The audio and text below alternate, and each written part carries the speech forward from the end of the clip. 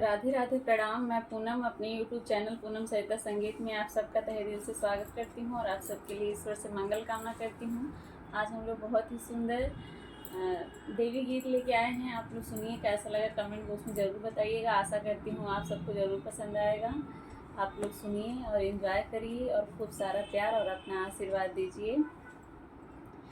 जियरानंद होई जाई हो जहाँ उतरई भवानी, जियरानंद होई जाई हो जहाँ उतरई भवानी।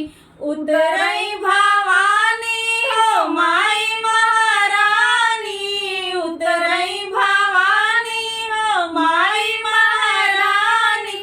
जियरानंद होई जाई हो जहाँ उतरई भवानी, जियरानंद होई जाई हो जहाँ उतरई भवानी।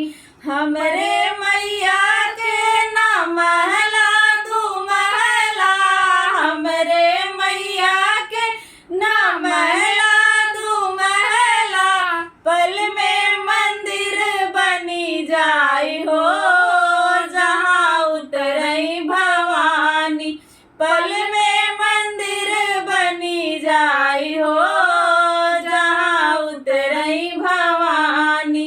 जियरानंद होई जाई हो जहाँ उतरई भवानी, जियरानंद होई जाई हो जहाँ उतरई भवानी। उतरई भवानी हो माई महारानी, उतरई भवानी हो मोर महारानी।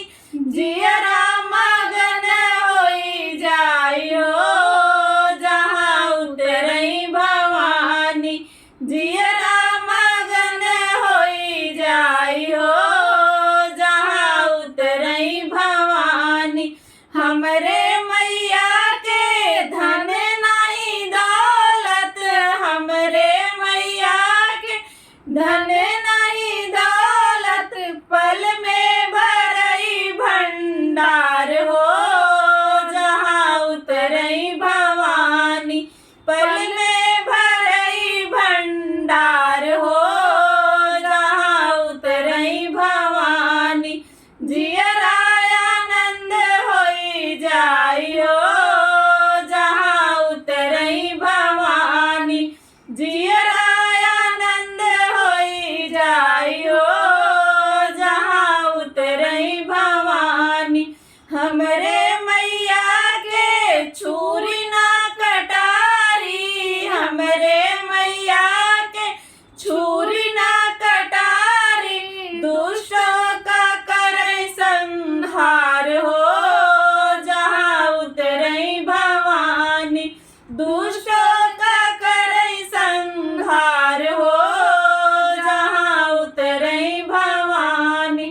जियरा मगन होई जाई हो जहाँ उतरई भवानी, जियरा मगन होई जाई हो जहाँ उतरई भवानी।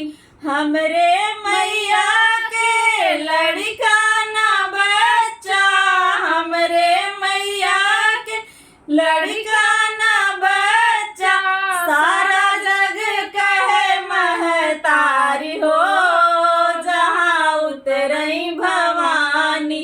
सारा जग कहे महतारी हो जहाँ उतरई भवानी। जियरानंद होई जाई हो जहाँ उतरई भवानी, जिया